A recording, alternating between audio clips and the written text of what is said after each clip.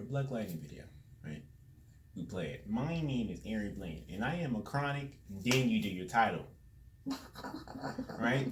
And then after your title goes, it's you running. Right? That don't make no sense for Black Lightning. I know it won't make any sense, but like that would be an Easter egg for us.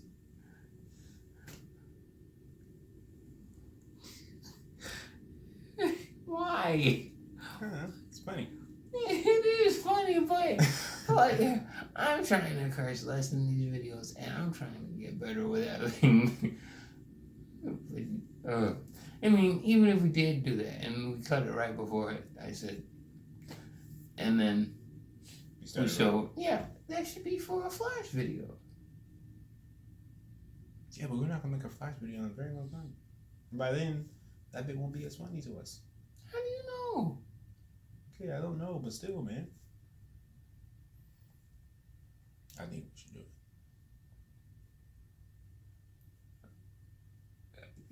We can do it for the Elseworlds video.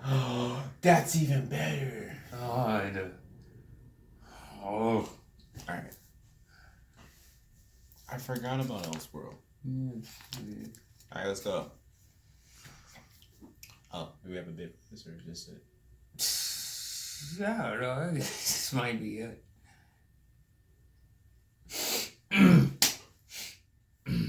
What's up, guys?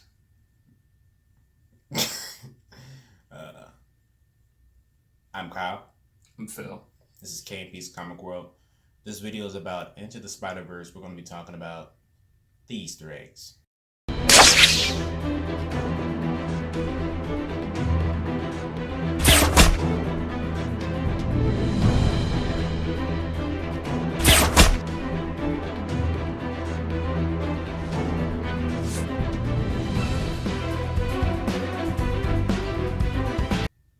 Why are they called Easter eggs? Like, you know, because Easter eggs are hard to find. Yeah, you gotta look for them. Yeah. Yeah. Alright, so one of the first parts that pop up in Into the Spider-Verse, I'm about to go crazy. What? Let's just dive into it. What do you mean? Let's dive into it. Let's see how you die. Alright, let's see. Okay. This way? Or not dive, but like slide in like butter. Yes, sir. Like butter. Yeah. Hey, so in the Spider-Verse. Spider-Man, Into the Spider-Verse. Great movie. Fantastic movie. We already talked about this. It's a great movie. Watch our previous video. Yeah, Miles Morales, center of the movie. Just great, based on a comic arc that we'll go into in a second. But go ahead, Kyle. So, we both know Miles Morales is a black kid in New York, right? Yes. Right. And he's very popular, right? Yes. Unlike Peter Parker, right? I wouldn't say all that. Did Peter Parker have friends? A lot of them. What? I thought you meant popular as in like comic sales. No. I'm talking about in like their community. Oh, you mean like at the beginning of the movie? Yeah, everyone knew him. Yeah, he did have friends. At his old school. Right? Super genius. Is he smarter than Peter? I honestly have no idea. I have no idea because I don't really know much about Miles' intellect. We gotta do a video on that. All right. Where you going with this? Basically, Miles Morales is a better Spider-Man than Peter Parker. Yeah. That's it. I mean, it's not because of his spider. That was it. That was it. Yeah. Okay. All right. I'm not gonna blow up on you right now on the video. But that just kind of that. All right, I'll be serious. Okay, so in the Spider-Verse, universe, that didn't make sense. I'm gonna restart that. All right. So in the Spider-Verse, a big name is Alchemax, right? And Alchemax is a lab. It's a company. It's a company that owns large laboratories. Yeah. Owns what? Large laboratories. Oh, I think it's a George Laboratories. What the? What is that? It is a scientific and technological company that has many subsidiaries, and Alchemex gains its height in 2099 with where our friend Miguel O'Hara resides. I don't think it gained height. I think it was at height. Well, yeah, at height in 2099. Yeah. In 2018, it is just starting off and is owned by Wilson Fisk. Yeah, it's a startup. It's owned by Wilson Fisk and ran by Octavia. What's his last name? It's Otto Octavius. No, it's got to be Lydia Octavia. I don't know. His name's Dr. Octavius, right? Octavia. I don't know. It might have been Lydia Octavia, and then she goes by Doc. Okay, we'll figure this out later. You'll see you'll see what you see, what you usually see. Okay, so back to the thing we're talking about. When Miles got bit, right? The spider that was coming down from the ceiling had Alchemex on it. Huh? What? Oh, wait, go ahead. Okay, I'm gonna let you do your thing. I'm gonna let you take it. Yeah, it had Alchemex on it, and it also had the number 42 on it. Those two things are Easter eggs. That's your point. I was like, what are you doing here? That was your time to jump in. Yeah, I'm like, what? Why? What is he doing? All right, I'm sorry. Yeah, like I said, Alchemex. Wait. All right, good. Like I said, Alchemex is a tech company that is mainly not founded, but has a strong holding in 2099. It's bigger than any of the other tech companies in the future, and it's also like the center of crime in 2099. Alchemex is a cause of a lot of corruption and greed. It owns the police force and controls a lot of the crime in 2099. Miguel is trying to fight Alchemex from within because before he became Spider-Man 2099. He was a head scientist at Alchemex in their genetic department. So yeah, it's a pretty big Easter egg in there. And when you're seeing the movie, you think that at first when you see the spider, you think that the spider is from the future, is from 2099. That's what I thought anyway. And then you see that the tech company is there in 2018, and I knew it started out before 2099, but I forgot it was this far back, and so I started thinking that it was that spider came from that tech company, and now I'm thinking it didn't, because the way that the other spider people glitched that weren't from Miles' universe, the way they glitched was the same way that the spider glitched before it bit Miles. So I'm thinking it was in fact from Miguel's universe in 2099. So that's it. Number 42 is it's a connection back to Miles Morales comic books. He was bitten by the spider in the comic books was actually from Oscorp. It was the 42nd. Wow, that was 42nd genetically altered spider in the Oscorp batch that escaped with the help of Miles' uncle, Aaron, and bit Miles. That was in the comic books, at least. So, kind of connection there. Yeah. All right. So, another big Easter egg that happened and into the Spider-Verse was the Web of Destiny and Life, right? Oh, okay. So, for those of you who don't know, which you should know, it's in the title. The main source of comic material for this movie was the story arc and the comic phenomenon back in 2014 known as Spider-Verse, a series bringing together spider people from different universes, all walks of life, to fight a bigger enemy than they've ever seen, the Inheritors. The Inheritors were killing off spider people throughout the universe. For sport. for sport and for sustenance. It keeps them immortal. Well, no, it doesn't actually keep them immortal, but it keeps them fed. Yeah, keeps them fed. Like a food source. Yeah, they feed on the essence of the spiders.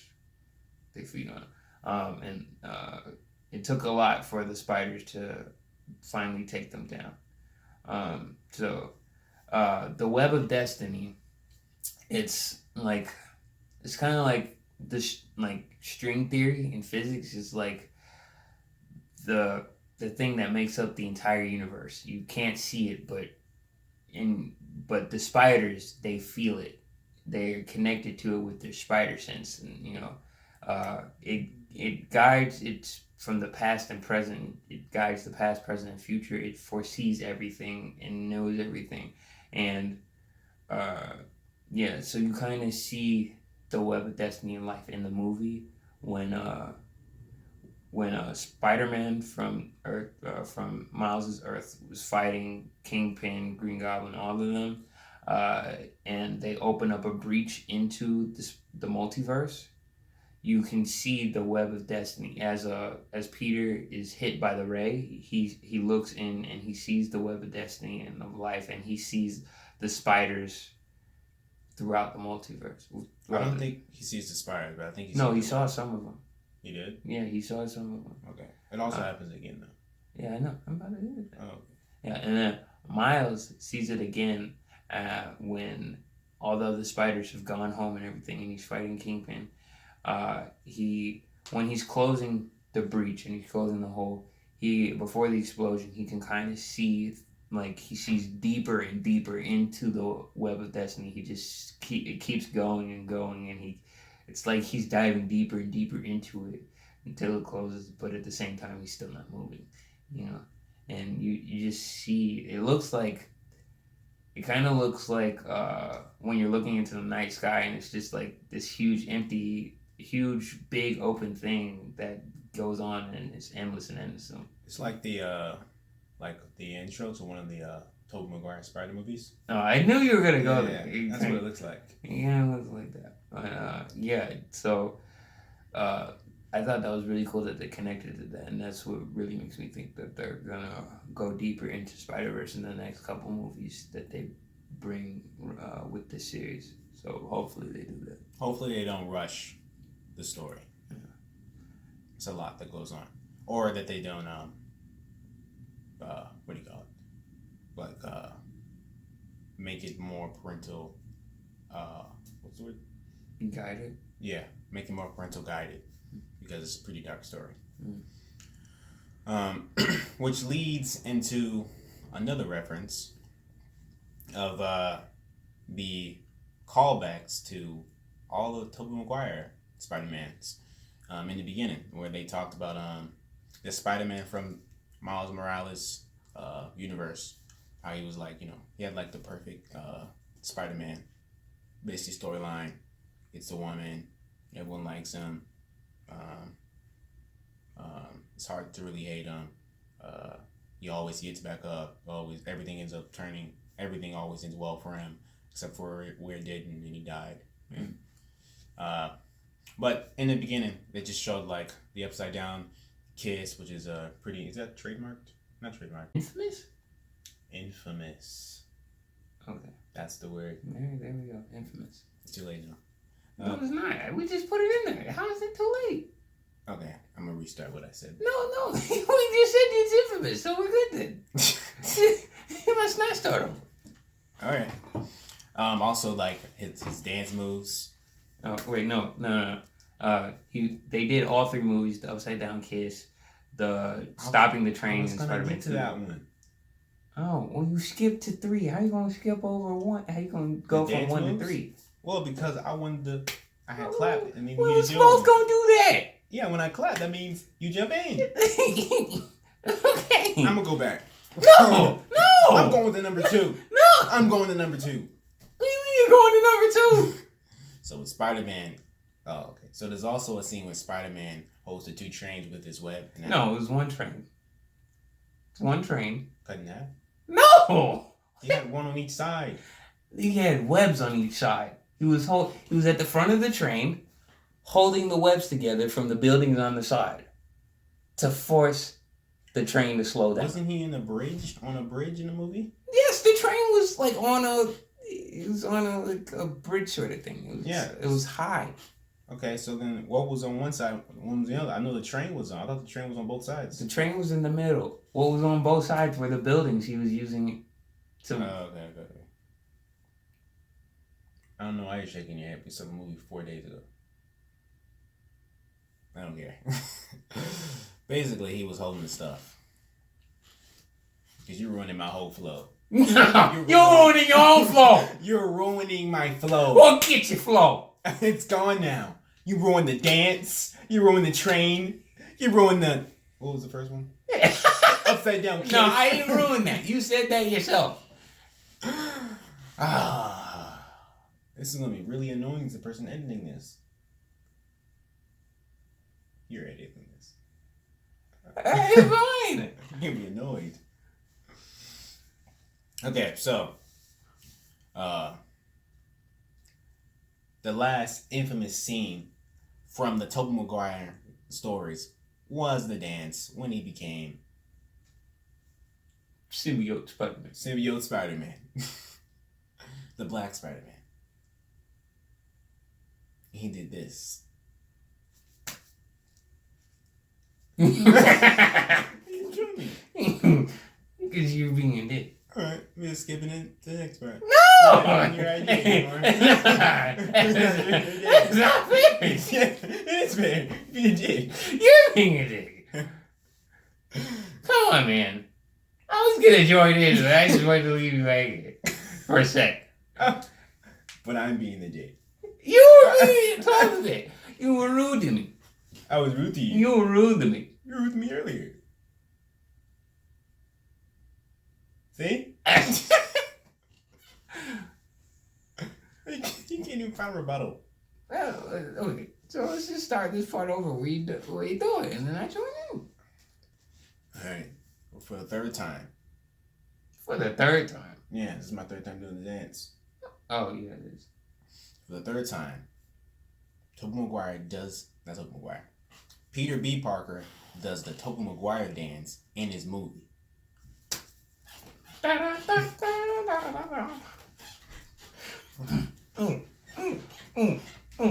yeah, he did do that. You think Mary Jane liked it? No. Oh yeah. Cause he looked like a fucking idiot. Oh god. You cussed. Yes, it did. All right, let's get this amazing fantasy. All right, so Spider-Man. Peter B. Parker in the movie had referenced he was talking in one of the comics for Amazing Spider-Man Fantasy number 15. Amazing Fantasy number 15. It's a callback to the first appearance of Spider-Man back in the 1960s. Amazing Fantasy was the magazine that it came out in before Amazing Spider-Man started. It was made by Marvel, of course. So, yeah, it was a callback to the start of all of this. So, yeah, that's pretty significant to me. And then we got, Wilson Fisk, big kingpin dude. He was too big in the movie, personally, to me. He just looked horrible. He was a rock. Yeah. And they also referenced Gon-K Lee, Miles Morales' best friend in the comic books. He was his roommate in the movie. He didn't really talk much or do much in the movie, but... He had a funny scene. One funny scene. Yeah. But it wasn't really... It wasn't significant. But at the end of the movie, Miles reveals his identity to him, and for some weird reason, I guess because he kind of already saw him. Yeah. And he just didn't want to make him think he was crazy. So he kind of just decided to tell him. And they became best friends. Yeah. Then there's Childish Gambino. Yeah. So Childish Gambino had a nice little cameo in the movie where I forget what house were they in? They were at Uncle Aaron's house. So they were at Uncle Aaron's house, and when he showed him the shoulder touch. Oh yeah. there was an uncle in Aaron's house when he showed him that trademarked, copywritten shoulder touch, which has a really funny callback later in the movie. But Childish Gambino's on the TV where he has a full Spider-Man suit, and it's important because Childish Gambino was kind of like the start of Miles Morales in his come up to popularity. I guess he actually campaigned for having a black Spider-Man. Him and President Obama, and they pushed. They kind of got Marvel to create Miles Morales, and he also campaigned to be Spider-Man in one of the MCU movies. Didn't quite get there, but he was the voice of Miles Morales in the animated show Ultimate Spider-Man during the Spider-Verse crossover, or the Spider-Verse episode story arc that they had in the show. And he played as Uncle Aaron in Spider-Man Homecoming. We don't know how far that'll go, but based on this movie, it probably won't go as far as he would have liked it to, possibly, but we don't know. So when he was campaigning to be Spider-Man in the movies, he was currently on the TV show Community at the time, and that's when he got dressed up in the full-on Spider-Man suit in one of the episodes. So that's what was playing on the TV at Uncle Aaron's house. So they kind of gave a shout out to Childish Gambino for that. And yeah, I think that's it. Yeah. They also had a couple other Spider-Man also in the movie that were pretty prominent in the Spider-Verse series, like the comic book series, which are Spider-Man Noir. We got Spider, or SP/DR, or Penn Parker. Those are all three the same. Penny Parker. No, it said Penn Parker in the movie. It's P.E.N. Parker. Oh, Penny. Oh, I saw P.E.N. Parker. I swear she said Penny. I think she said Penny, but it said Penny Parker. Oh. Either way, it's the little girl with the psychic connection with the spider. And then they also had Peter Parker, but this was an older version. So he had been Spider-Man for like over 20 years. And no, he's hadn't or has? Has. Oh, I thought you said hadn't. Okay. Yeah, you did. Yeah.